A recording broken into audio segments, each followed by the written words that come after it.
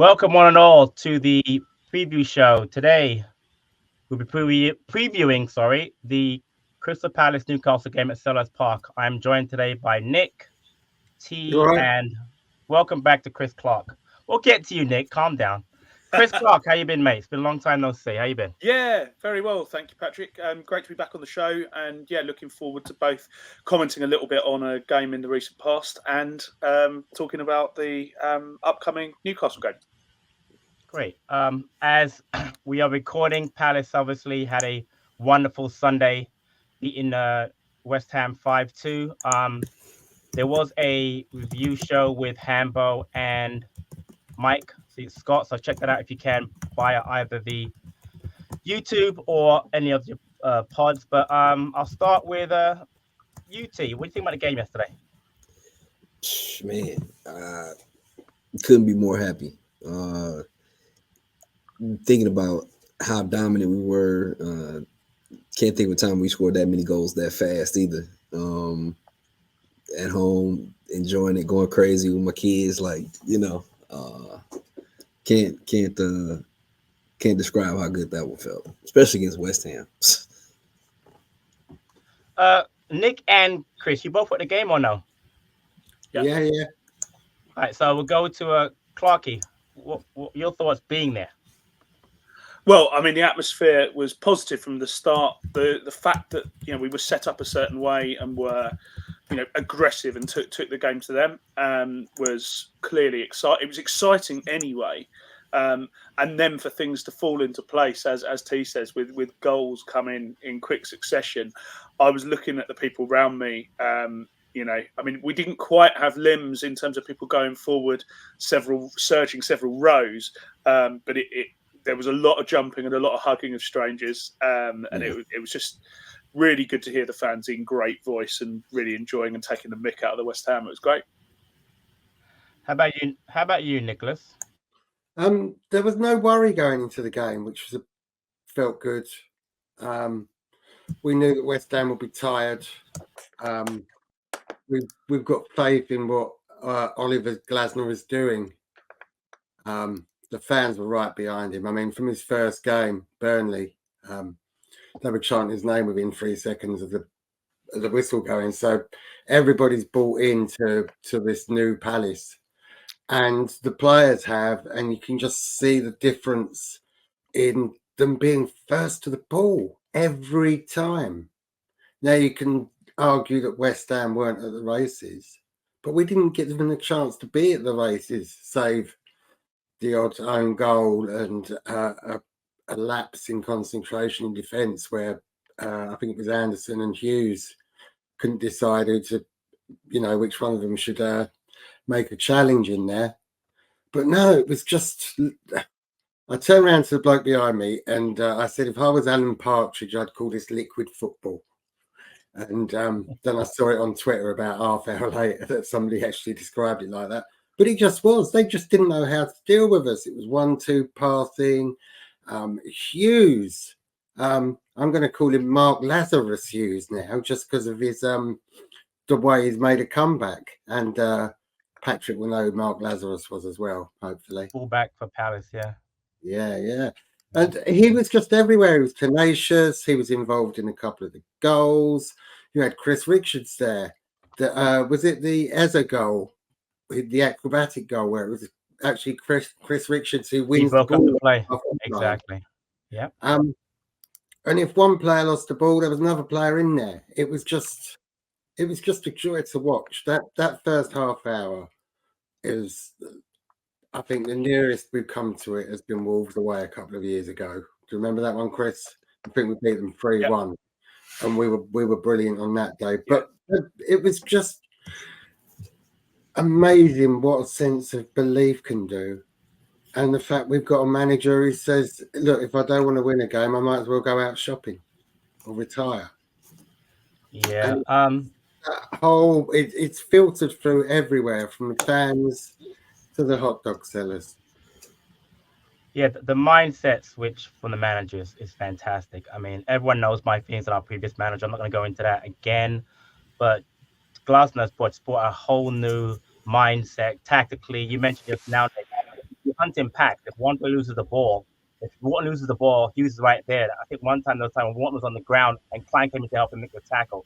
It's ridiculous. So the way we play is different. It's so refreshing. And there's an absolute style of play that you can see in our He's squad. Right, Hughes? he's Go ahead. so good, Patrick. Sorry, but if you cast your mind back to Frank de Boer, who put Milivojevic in the back three, I remember that. Glasner do that. Milivojevic should do well. You're right. That's a great point. So on the Glasner now, we've got what? We're 3-3-2. We've got 11 points from 9 matches. And if you don't see a difference in style of play, I don't know what to tell you. So before we get to the preview, I want to mention some very important news regarding the club. First, I'll start with the under 18s had a game this weekend. They drew 1-1 with Spurs. They were up most of the match. Unfortunately, got a red card late, and then Spurs came back and got the draw. They're currently now 6th in the under 18 division. As I mentioned last week, the under 21s are in the International Cup final. But the biggest news by far, the women's team. Yesterday, the massive game against Lewis, who had to win that game, by the way, to stay up. The Palace women won 2-0, goals by Sinead Hopcroft on 25 minutes. If you haven't seen that goal, check it out. It's a brilliant goal. Highlights are on Palace TV Plus, by the way. And Molly Sharp scored in the 50th minute for a 2-0 win. Palace women now are in first place in their division. They are 45 points. Charlton, who beat Sunderland yesterday, are in second place, but there is a 22 goal difference with Palace playing Sunderland on the final weekend. The only way we don't go up is if there's a 23 goal swing, meaning obviously Charlton win 11-0 and we lose 12-0 or vice versa. Any combination of that. So basically, all intents and purposes, the team is up. Laura Kaminsky and that team have done a wonderful job. Congratulations to them. I know that Cara will be at the game on Sunday. It's at Sellers Park. If anybody else can get there, please try and get there. But I'll start with you, T. Thoughts on the great job by the women's team this season? Man, I think it's a testament to everything that's going on with our club overall and all the good things that are going on. What we're talking about today with the preview and how well the men's team's doing, with the resurgence and the building up of the academy, to now what we're seeing from our women's team and them moving up. I mean, right now I feel like it's a good time to be supporting Palace, man. Got a lot of good things, a lot of good reasons to go out and support Palace as a whole. I think that's fun. I think that's the way it should be, because when there's off days for one team, you got the opportunity to check out and go see others. So, I mean, I've never been one to really get into the women's game as much, but I've definitely been invested in our women's team a lot more this season. So I think it's awesome to have. Chris or Nick, any thoughts on the women's team? Palace women on the telly next year. Great, eh? Bit of extra money. Build on that. Hopefully, Parish will show a bit more interest than he did a couple of years ago when they were struggling to get sponsors. But I think that's all been sorted out. And if Parish doesn't jump on this, the fact that we've got a team in the WSL now, then he's a fool, because there will be lots of people who don't get season tickets who want to go to the women's games. And one hopes that they can put up Sutton's ground and have more games at Selhurst. I would think so, yeah. Anything you want to add, Chris? Or? All I would add is you've got to consider that they were having a few problems. Outgoing senior members of staff, team coach, etc. Great point. So yes, considering that, it's quite a rapid transition. So all credit to everyone who's been involved in doing that. And as Nick says, it's a great sign for people who can't necessarily get tickets for every first team men's game. They'll be able to go to the women's games, and that, of course, is a separate team to support in its own right, which a lot of people do. So, excellent. Yeah. Best of luck. Yeah, I want to add that. You're right. Laura Kaminsky came from Charlton, but I believe she did come through the Chelsea Academy as a coach, and everybody knows that Chelsea women's team is phenomenal. So, again, shout out to her and the whole team. Brilliant. We're looking forward to having them celebrate on Sunday and get that promotion. Let's move on to our upcoming game against Newcastle. Say that before Why do we have to have the games on at the same time? Come on, sort it out. Some of us wanted to watch the women's game, but we were cheering us on. That's not right. Sorry. Yeah, I understand that. You're right. Okay. Are you done venting? Can I continue, please? I have vented. Okay. Thank you. Our opponents, Newcastle United, currently lie sixth in the Premier League on 50 points. They are 10 points out of fifth. The chances are they will not get that fifth spot, but a sixth spot might be a Europa Conference League spot. So who knows? Form guide for them. They have won 3 of the last 5, drawn 1, and lost 1. Their last game was a Statman stat, Statman fact, Statman fact, and his pretty board stats. yeah. Thank you, Nick. Sorry, For that. man. Not to do that. Their last win was a 4-0 victory over Tottenham. That was perfect. It was. They have a few injuries. Nick Pope, Kieran Trippier, Lascelles, Target, Botman, Joe Wellington, Willock, and Callum Wilson, thank goodness, will not be involved. But we'll start with you, Chris. What are your thoughts on facing what's going to be a very difficult Newcastle side? Well, City were a difficult team to play. Liverpool were a difficult team to play. West Ham won a European trophy last season. They're all difficult games to play. Newcastle are a decent side when the right version of them turns up. And annoyingly, they do seem to have hit their stride again in recent games, having previously had a bit of a dip in form. But having said that, when I was playing a little bit of Statman analysis as well, and their away form isn't as good as their home form. It's fair to say. And I'd be confident that we can take the game to anyone at the moment. So, yeah, I'm reasonably optimistic about this one. So, play it again, Nick.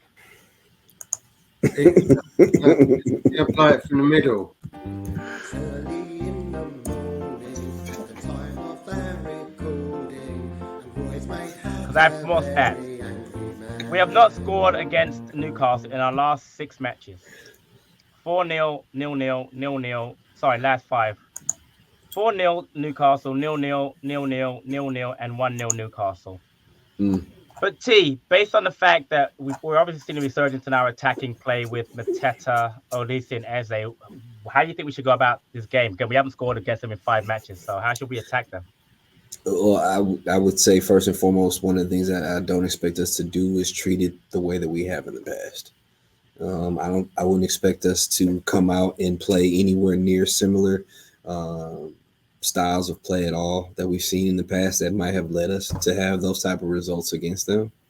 We're playing at home, so I think that makes a huge difference. I mean, I think this conversation is a lot different if we're talking about going up to Newcastle on a Wednesday after a Sunday match.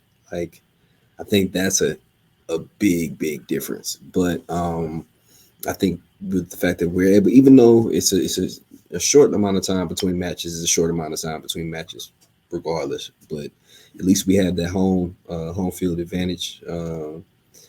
I think we come out and you'll see us try to play very similar to how we did against West Ham. I think we're going to be able to keep and retain possession when we have our opportunities. And I definitely think we're going to hit them hard on the counter. I'm sure that's probably something that they're talking about and game planning for, because when we get that ball and we get in transition, man, you've already seen it's a different ball game. Nick, Chris mentioned the poor away form for Newcastle. T mentioned it's a home match. What do you think? Do you think that being at home is going to be a big advantage? I'm assuming you and Chris will be at the game tomorrow, Wednesday. Yeah. Yeah, we'll be there. Right. So what do you think that's going to do for this team to help us to hopefully get a win? Well, I think the home advantage will help us. What you do find, though, is there will be a lot of Newcastle fans there, because a lot live in London and a lot go to away games in London. So, although the distance, it's easier for them to fill up an away end on a Wednesday than it is for us. But I think what's gonna help us. I was just looking at their injuries. Trippier's out. They've got 11 injuries. They're back. Their defence, okay, our defence is makeshift as well, but their defence is also makeshift. Yep. It's a little bit of a worry that they've had 11 days off. However, I reckon that we can't wait to play again. I reckon as a team, the team are absolutely buzzing and they can't wait to get out on that pitch again and do what they did to West Ham to somebody else. Now, if we can exploit that defence, that makeshift defence, we know our makeshift defence is good and we can pick and choose. We've got to pick and mix back through there, haven't we? Who'd have thought it 8 weeks ago what we could do with that back five? So I think we're comfortable with defence. Isaac is their biggest threat, isn't he? He seems to have come into form. But if Chris Richards can keep him quiet, like he kept the West Ham player quiet, Anderson gets the chance to get upfield. How many times? I mean, what a ball in from Anderson for an Elise header. Right, that's two things. An assist from Anderson from a cross, a centre back, crossing it in perfectly, inch perfect that was, to Elise, who heads it. That's how good we are now. But how many times is Anderson getting forward? Just because we've got that extra man at the back that allows us to shift the way we're playing, always asking questions. And Newcastle are going to be wary of that. And I think that it might be a way to exploit their defence. Chris, Nick just mentioned Joakim Anderson. You haven't been on for a while, but what do you think? So, what are your thoughts, on the massive change in how Anderson's played under Glasner versus how he played under Hodgson? Well, it has to be attitudinal to some degree. I mean, you know, towards the end of Hodgson's tenure, there were significant flare-ups between Anderson and fans. You know, he was getting even under Glasner. I will say this: he's still clearly been getting riled up. You could see that. I think it was the Bournemouth away game where he was in quite a lot of trouble and was lucky, frankly, not to get sent off. So. But I will say, you know, let's return to the core point, which is that as T and Nick have said, you know, he's able to get much further up the pitch, and I think we will see the benefits of his passes. I mean, he crossed for one of the goals, didn't he? I think it was Elise's header. So, you know, if he can get into those positions, and we've got wing backs who can do that as well, you know, we've got a really interesting rotational model where players are moving around the pitch a lot more than the static, drilled way of running things that Hodgson had. Yeah, I mean, and we spoke about it a lot. Anderson's ability to drop into the midfield now and his passing ability really has given us another attacking option. You're right. To have him pop up, what happened there? Have him pop up on the right like that, left side for that cross was remarkable. Yeah, Anderson's ability to drop into the midfield is been massive for us. I think, you know, we all know how good he is at hitting diagonal balls. Before it was obviously to Olise and Zaha, but now with Zaha gone, obviously we still utilize him in those positions. So I think that's a massive addition. T, I want to get your thoughts on how we should attack or even set up against Newcastle. Right now, the back four will probably be Burn at left back, Livramento at right back with Kraft and Shaw because they have injuries back there. Now we spoke last night on the player rating show about maybe rotating Olise, Mateta, and Eze. Short turnaround, I think 3 or 4 days. Obviously, someone mentioned that Newcastle haven't played 11 days. Would you change the attack in 3? What would you do? In thinking about the drop off that I saw in quality when we went from Eze and Elise to Ayew and Schlupp, if I was to make a move, the only person I would bring in is Ayew. Maybe. But here's why I wouldn't change it. I think Glasner's done a really good job of balancing the minutes of those starters. So he hasn't overplayed I don't feel like he's overplayed Elise. So I figured that if he wanted to, he could afford to go ahead and start them because they've probably only played between, on the low end, maybe 55 to 65 minutes. And if that's the case, then, you know, I don't think we're overexerting them on a short span. So honestly, I wouldn't change anything with the attackers in this situation, especially because Dan Burn is going to have a heck of a time trying to Olise handle us. and Trying Nuno. to handle us going forward. Like if I'm Dan Burn, like those are two guys that I do not want to see right now. But Got you. Nick, we do have another game after Newcastle, which we'll obviously preview later on. So that's going to be 3 games in a week. Would you make any changes at all to any of the lineup as far as rotation? Well, just to go to your last question about would you bring Ayew in? Before you were talking about the change in Anderson since Glasner's come in. I think Yeah. Ayew's gone in the opposite direction a little bit.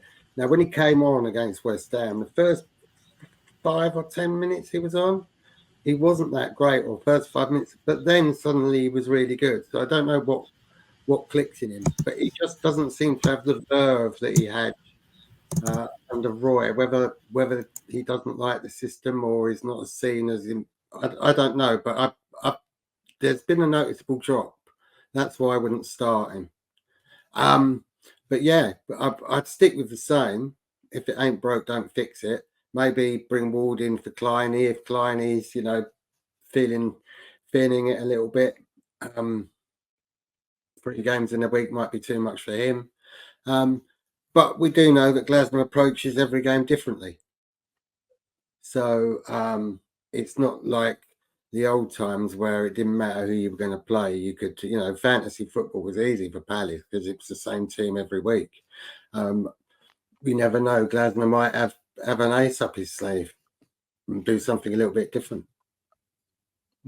Yeah, got you. I mean, Chris, I've not really had a chance to talk to you about it. What are your thoughts overall on our new manager Oliver Glasner? Obviously, the results have been very good the last couple, but just in general, what do you think about the change? We haven't had a chance to talk about that with you.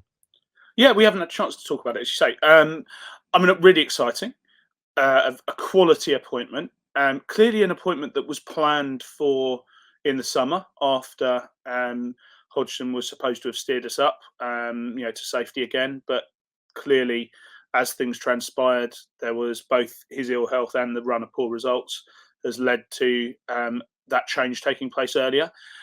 I think that's definitely a positive thing for us as a club. That apart from anything else, you've got clubs like West Ham now who might otherwise have been floating around looking at a guy who we potentially wouldn't have had under contract, and might have been tempted by a club that has had recent European football qualification. In terms of the change that he's brought, we can see that there's a renewed confidence. I think he's also been fortunate, it's fair to say, to have our best players all available at the same time in a way that rarely happened this season with the current manager. I was going to actually reference Wait, back. Nick, I'll pull you up on that. yeah, He go for it. doesn't have John Stone, Gahey, or Decore. They're pretty good players. I know you're Yeah, talking about Lisa and Eze, so he also has those issues. But go yeah, ahead. yeah. The point I was going to make was because I think Nick mentioned earlier when other occasions when we've played this kind of free flowing positive football, and I can think of one other, and that was Leeds away, which was after Hodgson had taken over post Vieira, and that was a very memorable day and utterly fantastic. But some might say that that little run at the end was Hodgson flattering to deceive, and that what happened subsequently was a return to the mean. So that ultimately has it been a positive change? Yes. Am I optimistic and excited about the end of this season and much more about next season? Hell yes. If we can keep some of the key players that we've got now, then I'm very optimistic, and I'm definitely confident that we've got the backroom team to be identifying the next generation of Eze's and Elise's and so forth. And that's the thing that gives me greatest confidence. That plus this coaching team and this new way of approaching games gives us reason to be optimistic. Yeah, I'm so Yeah, excited. I've renewed my season ticket already, and I'm planning 3 trips next year to England to watch matches. So that's how Fantastic. excited I am about Glasgow. So we'll see what happens. But go ahead, Nick. Let me cut you off. Go ahead, my friend. yeah. The Newcastle match has definitely got to be more of a litmus test than West Ham, a team who are tired. If reports believe that they're sick of Moyes, the fans are sick of Moyes. The fans were cheering our 4th goal apparently. and talking to them in the pub afterwards, because everybody was friendly in the pub. They were all cheering on for Coventry, so everybody was kind of united in that front. But they said they can't wait. They can't wait for the season to end and for Moyes to go, and they seem to be going under the same sort of malaise that we felt at the start of the season or towards the end of Roy's tenure, and to the point where they don't even want to qualify for Europe because they think it might keep Moyes in his job. Do you know what? I don't like to speak for other fans because every fan's experience is different for every club. I understand that.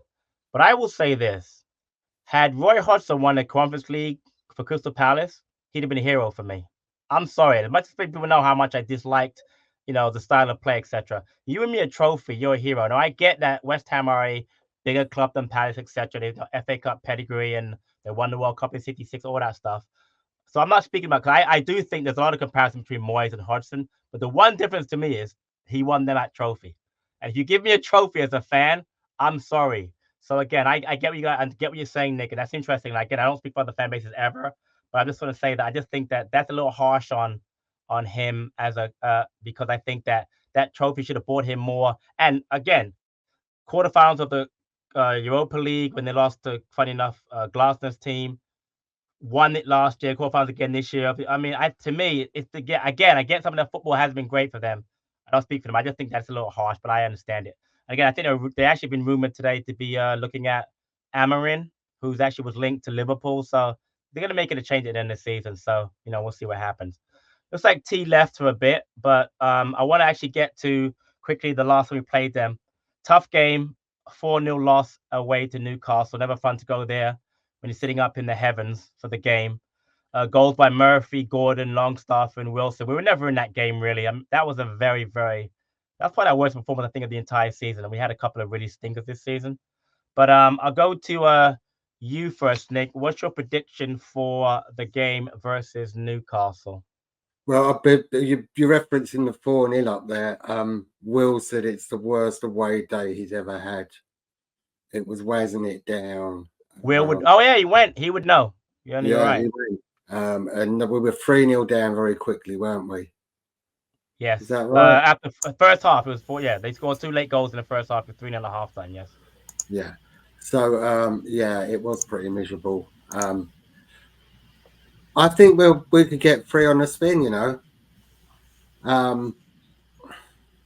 I still think Isaac could get one. Isaac. Isak. But I think we will score 3. And Mitchell, I predicted Mitchell to score last week, didn't I? And he had 2 chances. Well, he got an own goal. Oh, he got the own goal. I didn't predict that. That doesn't count. Okay, sorry. What's your prediction? 3-1. Newcastle. Okay, got it. Alice. T, prediction for the game. I'm going to ride the wave. Feeling good. I'm going to go 2-1 Palace.